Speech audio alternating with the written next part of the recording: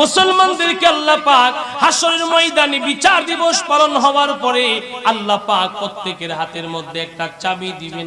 তবে হ্যাঁ, যারা নামাজ পড়ে নাই এদেরকে না, যারা নামাজি এদেরকে চাবিটা দেওয়ার পরে তারা জিজ্ঞাসা করবে, আল্লাহ এটা কিসের চাবি? আল্লাহ বলবেন এটা জান্নাতের চাবি। আরো জোরে কোন না, এটা জান্নাতের চাবি। কিসের বিনিময়? কয়টা নামাজের বিনিময়। রাসূল বলেন মিফতাহুল জান্নাতিস সালাহ, নামাজ হলো বেহেশতের চাবি, চাবি ছাড়া তালা খোলে না। আল্লাহর হাবিবের হাদিসের মধ্যে বলে আউয়ালু মা ইউহাসাবু বিহিল আবদু ইয়াউমাল কিয়ামাতিস সালাহ। আল্লাহ রাসূল বলেন উম্মতেরা রে, হাশরের ময়দানে প্রথম হিসাব যেটা নেওয়া হবে, প্রথম হিসাবটা হবে নামাজের হিসাব। নামাজের হিসাব, যার নামাজের হিসাব ভালো তার সব হিসাব ভালো, যার নামাজের হিসাব ভালো না তার সব হিসাব গর্বে।